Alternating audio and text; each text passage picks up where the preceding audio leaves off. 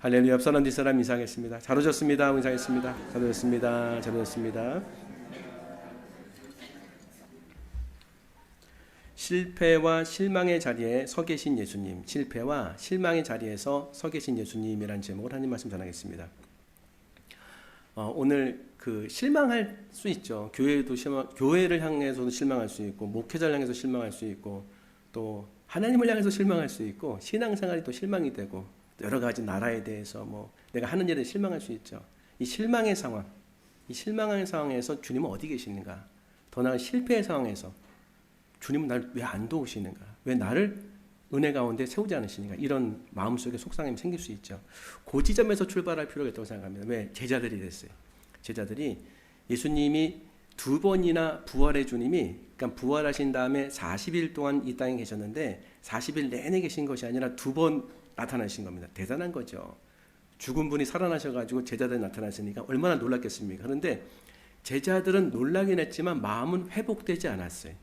그들이 생각하는 하나님의 나라는 이스라엘이 다윗의 왕국처럼 확실하게 견고해져서 눈에 보이는 하나님의 나라가 눈에 보이는 이스라엘 위에 나타나는 걸 소망해서 거기에서 내가 행정의 요원으로 국가의 중요한 인물로 세움받는 걸 소망했어요. 그래서 3년 동안 따라다닌 겁니다.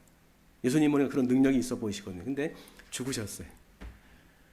내가 그토록 붙잡았던 삶의 구심점이 사라진 겁니다. 사라진 사람의 모습, 방황하게 되는 거죠. 이 방황의 모습이 나타납니다. 이 방황할 때 주님께서 어떻게 그들을 인도하셨는지, 아니 예수님 어떤 분이신가 알 필요가 있어요. 예수님 어떤 분이신가 알아야 그분을 마음을 열고 받아들일 수 있고 그분의 인도함 받으려는 마음이 생길 거 아니에요. 세 가지 살펴보겠습니다. 첫 번째 메시지 같이 읽겠습니다. 시작. 그러니까 내가 실패할 때 보이는 곳에 서 계시다는 거예요. 예를 들면 1절 보니까 그 후에 예수께서 디베라 호수에서 또 제자들에게 자기를 나타내셨으니 나타내신 일은 이러하니라. 세 번째, 첫 번째, 두 번째, 세 번째. 그러면 세 번째 정도 되면은 놀라야 되잖아요. 제자들이 뭔가 기다리는 모습. 기다리지 않았습니다. 그거는 이해될 만한 게 뭐냐면 소망하는 게 따로 있었어요. 예수님과 함께 이루고자 하는 나라가. 그게 끝났어요. 이제 예수님 영적인 거 얘기하시면서. 그러자 이 마음속에 큰 공허함이 온 겁니다. 그래서 이렇게 됐어요. 2절 한번 읽어보겠습니다. 2절 시작. 시몬 베드로와 도마와 갈릴리 가나 사람 나다나엘과 세베대 아들 누가 또 다른 제자 둘이 함께 있으니 핵심 제자 4명 베드로, 안드레, 야고보, 요한, 확대하면 빌립, 도마, 나다나엘. 다 어디다?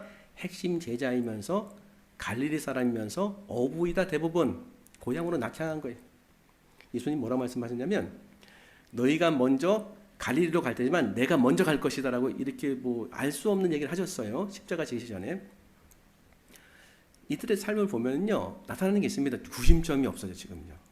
왜냐하면 7명이 이제 핵심 제자인데 모여가지고 예수님이 2번이나 나타났으면은 기도하자, 예를 들면 말씀 읽자, 힘을 합쳐자 이렇게 나가야 되잖아요. 그게 아니에요. 3절 시작. 시몬 베드로가 그들이 우리도 함께 가겠다 하고 나가서 배에 올랐으나 그날 밤에 아무것도 잡지 못하였더니. 그러니까 물고기 왜 잡는가? 우리 그런 생각해야 되잖아요. 물고기 왜 잡는가? 주를 위해서, 사역을 위해서 할 수 있죠. 근데 여기 보면 그런 거 아니에요.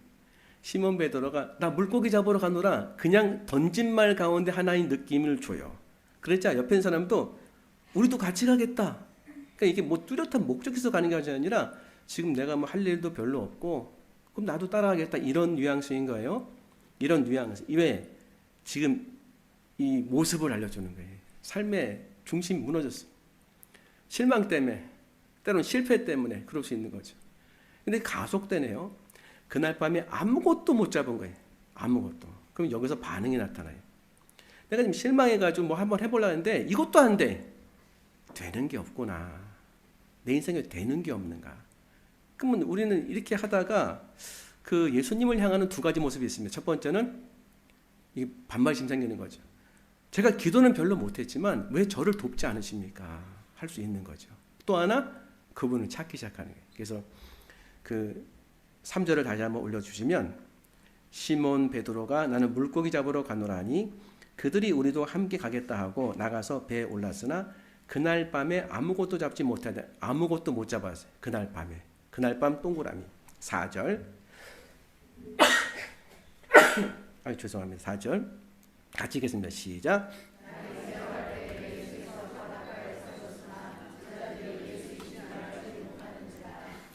아무것도 못 잡는 말 그대로 영혼도 어둡고 마음도 어두운 밤에. 자, 그러면 이거 하나님이 이렇게 만들어 놓으시고 회개하라는 그런 하나의 주님께서 인도하신 그런 설정인가? 한번 생각해 볼 수 있는 거죠. 왜? 우리가 그렇게 생각해. 나를 고난 중에 인도하시면서 고난에 빠지게 하시고 나를 이끄시는 분이 하나님 아닙니까? 딱 이 느낌이에요. 내가 신앙생활 제대로 잘 못하고 교회도 안 다니고 막 하다 보니까 내 인생을 힘들게 하시는구나. 그렇게 하시는 것처럼 보여지죠. 그러면 여기서 좀 이렇게 나오지 않습니까? 바로 나타나셔가지고 징계하시고 호통치셔야 되잖아요. 근데 하나님은 정말입니다. 우리를 고난으로 인도하셔가지고 고난 가운데 구출해내신 분이 아니라 은혜를 주셔서 회복시키는 하나님이신데 우리가 실수할 수도 있어요. 예를 들면 물고기를 못 잡는 날도 있지요. 아니 장사하시면 맨날 뭐 그냥 크게 장사가 팔리는 건 아니죠. 안 되는 날이 있는 거예요. 안 되는 날. 안 되는 날이 있다는 거 알지요? 근데 그 안 되는 날을 주님이 딱 집으신 거예요. 안 되는 날, 아무것도 없는 날, 우리는 소망이 사라지고 속상해. 근데 4절 보니까 날이 새어갈 때에 예수께서 바닷가에 서셨으나 제자들이 예수이신 줄 알지 못하는지라. 같이 읽겠습니다. 시작. 날이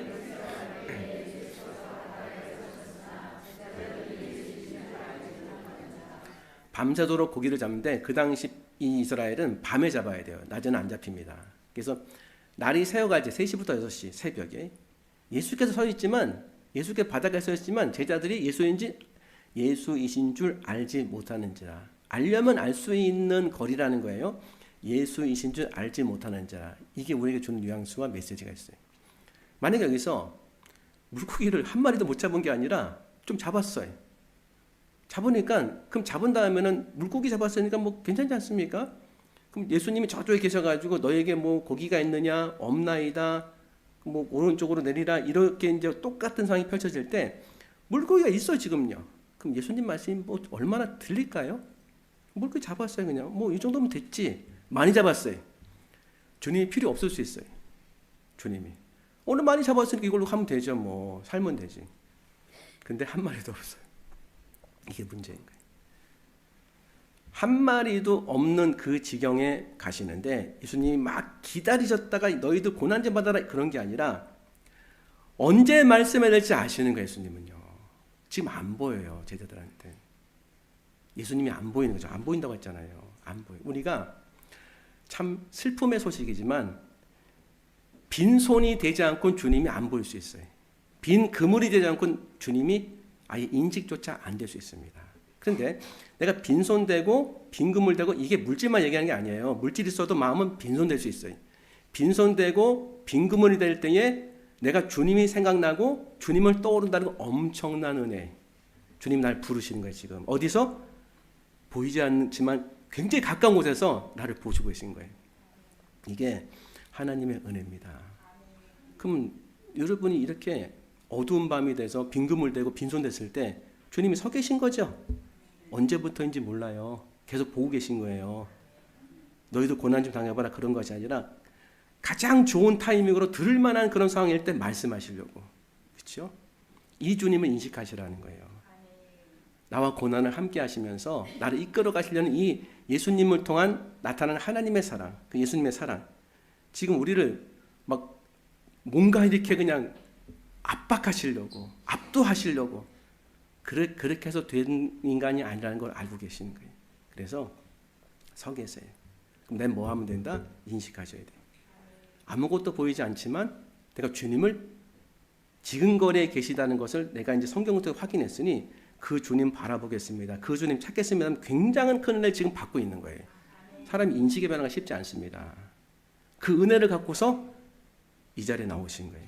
그렇죠? 그러니까 지금 누굴 바라봤냐면 예수님이 내 삶의 고통 가운데 바로 지근거리에 계시다.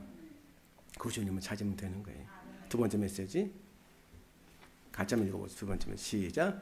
배고픔을 아시고 채워주신다. 그러면 어디서 뭘 보냐면 예수님이 어떤 인격이신지 그분의 진짜 초자연적인 능력, 말씀의 능력 어떻게 사용하시는지 한번 보세요. 예를 들어 여러분에게 능력이 있어요. 어떻게 사용하실 겁니까? 능력이 필요한 데 쓰겠죠? 맞아요. 어느 때 쓰는지 보세요. 4절부터 다시 보면 4절 시작. 날이 새어갈 예수께서 바닷가에 서셨으나 제자들이 예수이신 줄 알지 못하는지라. 지금 모르는 거예요. 우리도 그래요. 어렵지만 아직 인식이 안 돼요. 근데 빈손되니까 5절 시작. 대답하되 없나이다. 상태가 좋은 거예요. 지금 이건 상태가 좋은 거예요. 빈손됐을 때 빈금을 대서 상태가 좋은 건 뭐냐면 너희가 고기가 있느냐 하고 물어볼 때 여러분 장사 안 되는데 장사 좀 되고 안 되는 거 안 보이냐고. 안 보이냐고 이거 지금. 뭐 염장을 뭐 지르려고 하시냐. 이런 거 얘기 안 해도 올라오죠 이렇게. 근데 없다고 얘기하잖아요. 상태가 좋은 거예요. 그러니까 하나님은 정확하게 내 마음을 보셔가지고 나를 살리시려고 지금 기다리고 계신 거예요. 인식하셔야 돼요. 기다려 주시는 거예요 지금. 그게 사랑인 거예요. 예수님이 멀리 계신 기다리고 계신 거예요. 근데 아직은 돌아가고 싶지 않아요. 근데 기다리고 계세요. 아직은 돌아가고 싶지 않아요. 마지막에 돌아가고 싶어요. 다 해본 다음에. 괜찮아요. 다 해보세요. 시간은 좀 가더라도 그래 주님 만나면 돼. 하지만 지금 내가 여러 가지 할 필요 없다. 난 주님께로 가고 싶다. 주님이 주시는 은혜가 받고 싶다면 지금 돌이키시면 되는 거예요. 고기가 있느냐? 우리한테 물어보는 거예요. 너희에게 지금 열매가 있느냐? 너희에게 지금 뭔가 성취가 있느냐? 너희에게 지금 내가 하고자 하는 일이 이루어졌느냐? 있어요. 주님과 동행하면서 있어야 하면 감사하지만 주님과 동행하지 않는데 없어요. 신경 쓰지 마세요. 주님 할 수 있어요. 근데 없나이다. 없나이다. 이 고백이 너무 좋은 거예요. 없나이다. 없어야 돼. 없으니까 주님이 필요한 거지. 그렇죠?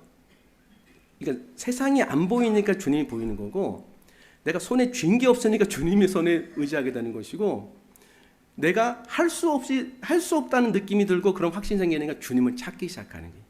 인간이 원래 이럴 수밖에 없습니다. 그럴 때 예수님의 초자연적인 능력을 이때 행하세요. 6절 같이 읽겠습니다. 시작.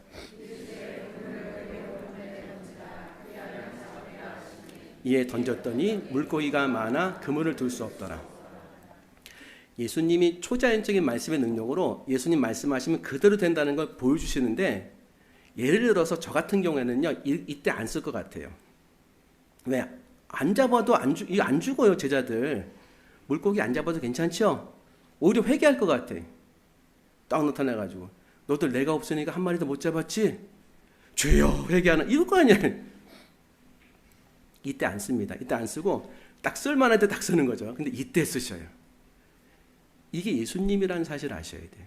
이게 뭐냐면 물고기 안 잡아도 죽지 않아요. 제자들은. 그런 날도 있다고 하면 되는 건데 이 제자들의 지금의 소원과 지금의 소망을 이루어 주시면서 예수님이라는 분을 믿을 때 저 먼 나라에서만 은혜 받는 것이 아니라 바로 내 삶에서 그 은혜가 나타나고 실제로 도움이 된다는 것을 보여주신 거예요.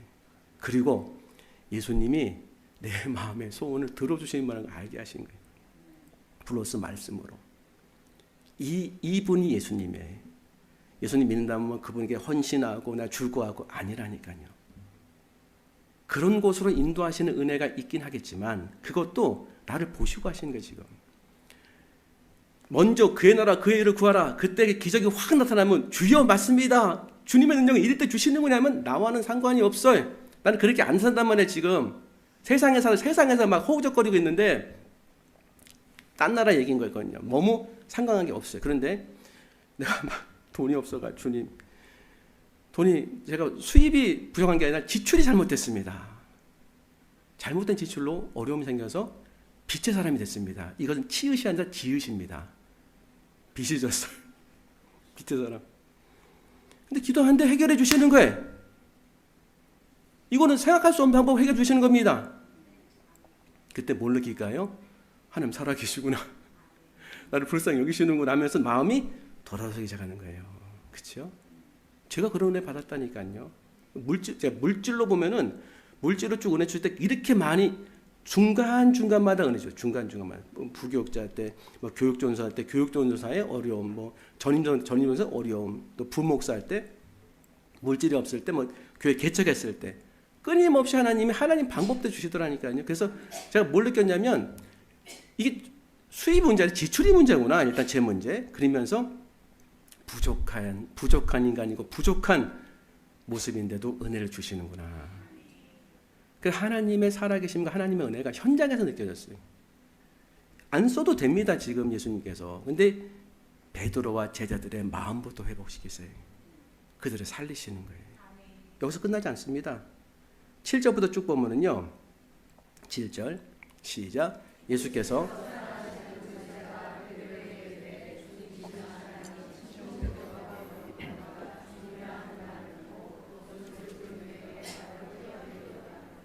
참 베드로가 이제 어떤 상태인지 알죠. 우린 보통 배에서 물에 뛰어들면 옷을 벗고 뛰잖아요. 그래서 옷을 입고 뛰었어요. 그만큼 예의를 갖추고 긴장한 거예요. 왜? 한 짓이 있으니까. 얼마 전에 예수님 2번이나 나타나셨지만 예수님께 할 말이 별로 없는 거예요. 나는 죽으면 죽을지언정 주를 절대로 부인하지 않겠으면 고 베드로가 그날 저녁에 3번이나 막말하면서 부인해. 막말하면서. 환경이 어려우니까 그렇게 된 거예요. 우리를 대변하는 거거든요. 옷을 입고 뛰어내렸어요. 8절 시작. 다른 제자들은 육지에서 거리가 불과 한 50간쯤 되므로 작은 배를 타고 물고기 든 그물을 끌고 와서 9절 시작. 미리 준비하셨어요. 이게 은혜죠. 그러니까 지금 어떤 질책 그리고 평가 그리고 판단 그리고 뭐 분별의 영적 얘기들 한마디도 안 하세요. 한마디 하신 게 너에게 물고기가 있느냐 그물을 오른쪽에 내려라 이 말씀 하시고 은혜 준 말씀 그 다음에 그냥 식탁만 준비하신 거예요. 이렇게 음식만 이 음식을 준비하셨는데 이 음식을 제자들이 먹어요. 그게 예수님이 어떤 모습으로 계신지 보여주는 겁니다. 내가 지금 관계가 불편한데 목사님 식사 한번 하시죠. 그래서 식사를 하는데 막 기도하고 나가는 거죠. 목회자는 뭐 반대도 있을 수 있고 식사를 중간하는데 목사님 시간이 없으신 것 같아가지고 제가 식사 대접 한번 하고 싶다고 근데 너무 죄송하다고 제가 오늘까지만 교회 나올 것 같다고 먹다가 확 얹혀가지고 할 수 있잖아요. 그럴 수 있지 않습니까? 제자도 안 그럴 것 같습니까? 예수님이 이제 어떻게 하시냐면 식사를 차려주셨어요. 식사를 차려주고 그 다음 구절 예수께서 이르시되 지금 잡은 생선을 좀 가져오라 하신 지금 우리가 생각하고 뭐냐면 베드로가 먼저 뛰어내려서 헤엄쳐 나와가지고 있어요. 이제 멀뚱하게 먼저 못 가는 거예요. 본인의 어떤 참 예수님 앞에 설 수 없는 자격이라고 생각하니까 먼저 말씀하세요. 막 긴장된 상태에서 되게 쉽게 말씀하세요. 그리고 뭐 어제 만났던 사람처럼 잡은 물고기 좀 가져와라. 생선과 떡이 막 구워있는데 더 필요한 거예요. 지금 뭘 보냐면 예수님을 좀 보라는 거예요. 예수님 어떤 분이신지. 우리 사람이 막 긴장할 때 긴장 막 할 때 갑자기 그 긴장할 때 더 이렇게 그 자세를 딱 잡고서 뭔가 이렇게 태도를 딱 갖추고서 얘기하려면 한마디도 안 나와요. 서로 그냥 가만히 있다가 끝나는 거예요. 이렇게 그죠?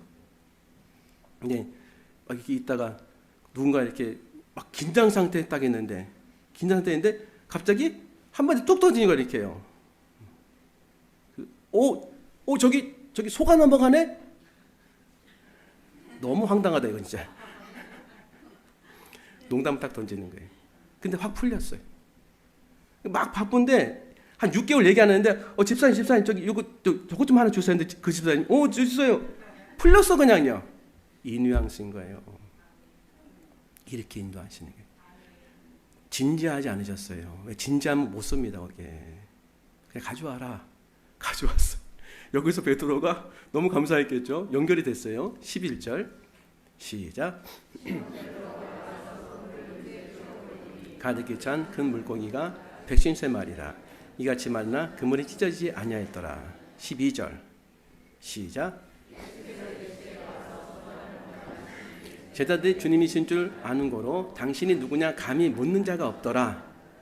먹기 시작한 거예요. 13절 시작. 그들에게 주시고 생선도 그와 같이 하시니라. 그러니까 섬긴 거예요. 예수님이 이렇게 가서 떡도 주고 생선도 주고 이렇게 돌아가면서. 근데 여기서 얘기를 들어가지고 베드로 한번 이렇게 보면서 약간 이게 눈에 힘 주셨으면은 베드로 못 먹잖아요. 힘들어서 다 먹었어요. 그게 뭐다?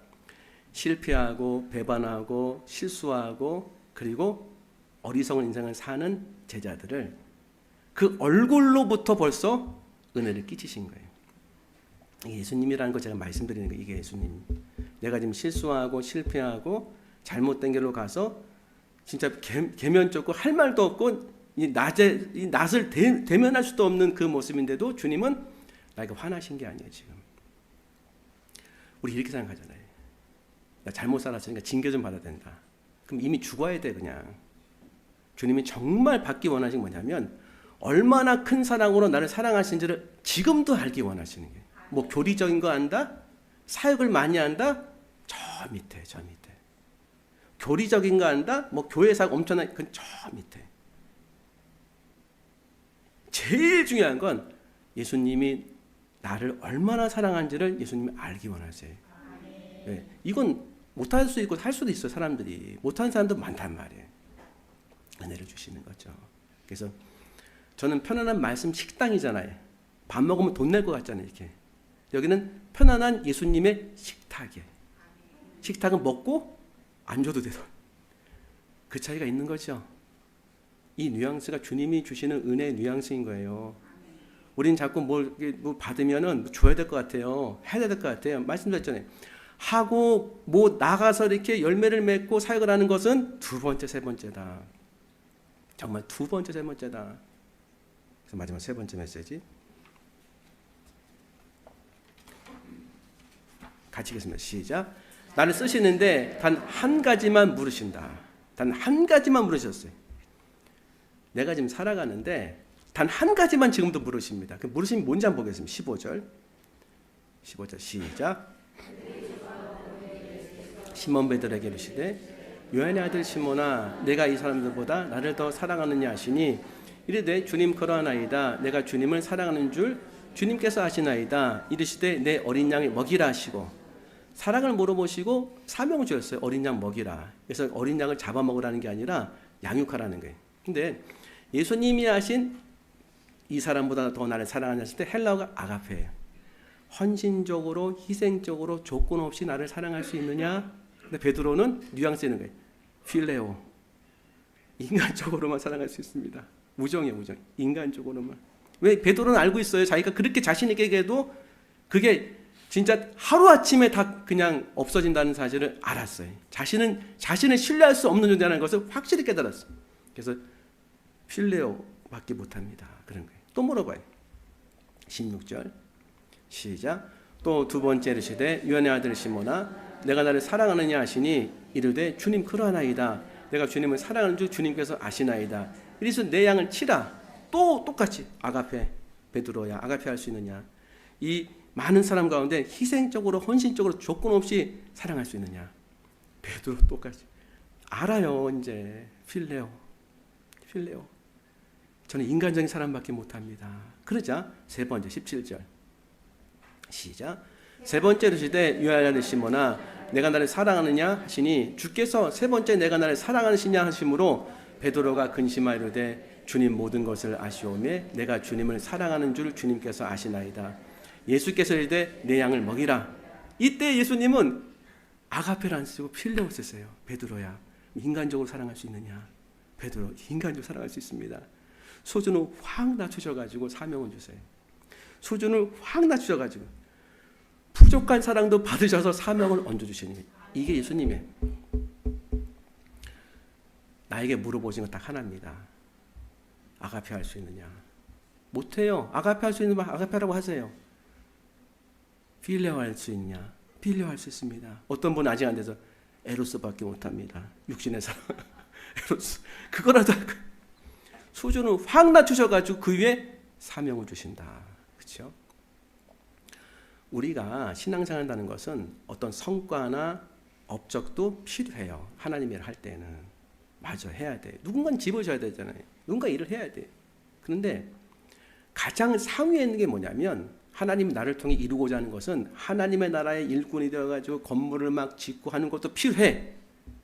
필요해. 근데 그것보다 훨씬 중요한 게 내가 주님을 사랑하는 사람이 되는 거예요. 내가 주님을 사랑하는 사람. 이게 쉬운 거 아닙니다, 여러분. 내가 사랑은 할 수 있어요. 대상이 주님은 아닌 거예요. 내가 사랑은 할 수 있어요. 대상은 주님이 아닌 거예요. 안 사랑하지 않아요. 근데 내가 사랑하는 게 더 많이 있어요. 있잖아요. 그래서 사랑하고 싶잖아요, 지금. 사랑하고 싶어서 나오신 거잖아요. 그죠? 사랑하고 싶은 마음이 우리에게 있습니다. 우린 필레오예요, 지금. 하지만 주님께서 아가페로 인도해 주시죠. 그래서 우리가 이 땅을 살아가면서 가장 좋은 걸 주시는 게 뭐냐면 하나님을 사랑하는 마음을 가져서 그 사랑으로 세상을 사랑하고 사람들을 사랑하는 사람이 되길 원하시는 거예요. 최고의 사람이에요. 최고의 사람. 정말 최고의 사람입니다. 내가 이 땅에서 좀 밥도 좀 덜 먹고 그리고 삶도 좀 어려워도 하나님을 사랑하는 마음이 있어서 그 은혜를 받아서 그 사랑으로 세상을 사랑하면서 이렇게 사람들을 사랑하고 동물도 식물도 광물도 사랑한다고 한다면 너무 기쁜 삶을 살고 성공의 삶을 살게 됩니다. 그렇죠? 그걸로 인도하시는 거예요. 반면에 우리가 세상을 사랑하기 시작하면 어려움이 생기잖아요. 어려움이. 거기서 구속이 일어나고 괴로움이 일어나는 게 딱 한 가지만 물어봤어요. 베드로에게. 너 부족해도 나 사랑하냐? 너 부족한 사람도 내가 받겠다. 너 부족한 사람도 내가 받겠다. 그 외에 사명을 주겠다. 그 사명이 양을 사랑하는 거예요. 양을 먹이고 치는 건 사랑하러 이렇게 너의 부족한 사람 내가 받을 테니 그 사랑으로 그 양들을 사랑해라. 이거 아니겠습니까? 어제 영상을 누가 하나 보는데 뭐 병명이 있더라고요. 근데 좀 이상해가지고 여자분이신데 나이가 한 40 좀 넘었나요? 좀 머리가 아파가지고 자다가 이제 구토가 일어나가지고 이상하다 싶어서 토사물이 있어가지고 막 치우고 창피하고 막 그랬다는 거 남편에게 보이도 그래서 일어나면 아스피린 하나 먹고서 자는데 안 돼서 일어나면 병원에 가야지 하는데 병원에 가니까 좀 큰 데 가라는 거예요. 큰 데 가니까 이게 그 불치병이라는 거였던 거예요. 그리고 그 의사 선생님이 얘기하더라는 게 이건 쏘아올림 화살 같습니다. 이제 남아있는 시간이 한 보통 12개월입니다. 이 병에 걸린 분들은 12개월. 그래서 그런 얘기 하더라고요. 내년 이맘때 정도 산다고 하려면 여러분 뭐 하실 겁니까? 그렇게 웃으면서 얘기하는 거예요. 삶이 좀 많이 달라지겠죠? 뭐 그러더라고요. 여자분이신데. 그렇죠. 삶이 많이 달라지겠죠. 내년 이맘때 좀 끝난다고 한다면은. 그래서 삶도 많이 달라지고 너무 이런 얘기하면은 너무 극단적 상황 아닙니까?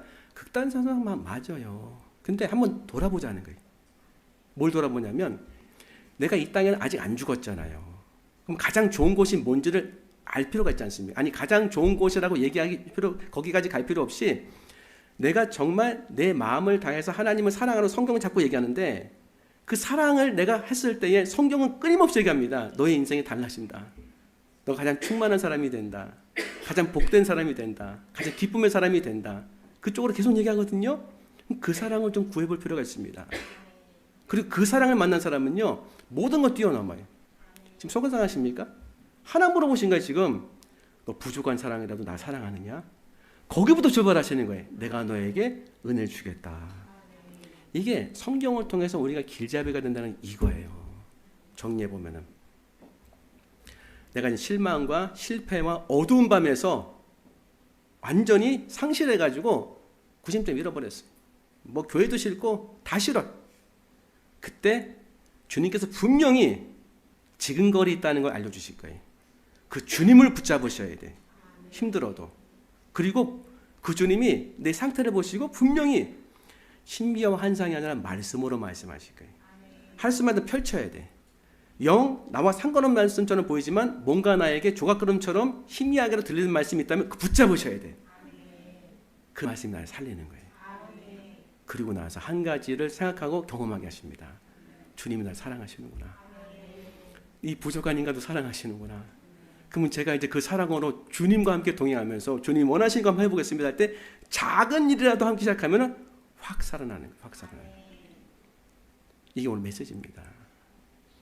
실망하지 마시라는 거예요. 주님이 나와 함께하니 절대 실망하지 마시라는 거예요. 영원한 실패 없다고 말씀드려요. 왜?